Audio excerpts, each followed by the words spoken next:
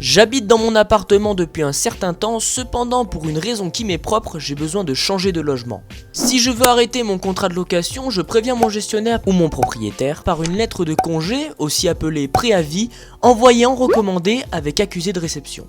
Je peux aussi remettre en main propre ma lettre à mon gestionnaire qui m'en donnera une copie avec sa mention remis en main propre son cachet et sa signature. Je garde l'avis de réception du courrier recommandé par le propriétaire ou le gestionnaire ou la copie de mon courrier remise en main propre. Le début du préavis légal commence à la date de réception du courrier par mon gestionnaire et non pas à la date où j'ai envoyé ce courrier. Le préavis est de 3 mois, il peut être réduit à 1 mois dans certaines situations. Pour savoir si mon délai de préavis est de 1 ou 3 mois, je contacte mon gestionnaire.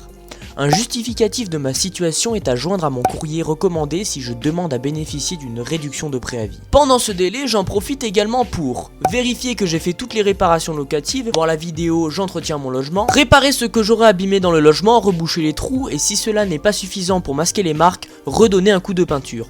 Remplacer ce que j'aurais perdu pendant la location, double des clés, télécommande pour le volet roulant, etc. Je peux demander à mon gestionnaire une visite conseil, il m'indiquera les travaux à faire avant l'état des lieux de sortie. Pendant ce délai, je dois également accepter de faire visiter mon appartement, au moins 2 heures par jour du lundi au vendredi et je continue de payer mon loyer et mes charges, même si je ne l'occupe plus. Comme j'ai fait l'état des lieux de mon logement à mon arrivée, je le refais avec mon gestionnaire au moment où je le quitte.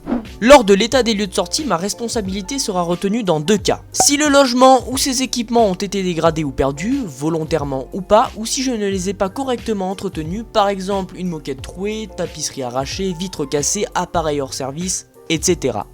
Si j'ai fait des transformations importantes comme abattre une cloison, remplacer du parquet par de la moquette, et que je n'avais pas l'autorisation écrite du propriétaire, le propriétaire pourra soit demander la remise en état initial à mes frais, soit conserver le bénéfice des transformations sans me rembourser mes achats. Comme à l'entrée dans mon logement, j'effectue le relevé de compteur. Après cet état des lieux, je dois rendre toutes les clés de l'appartement.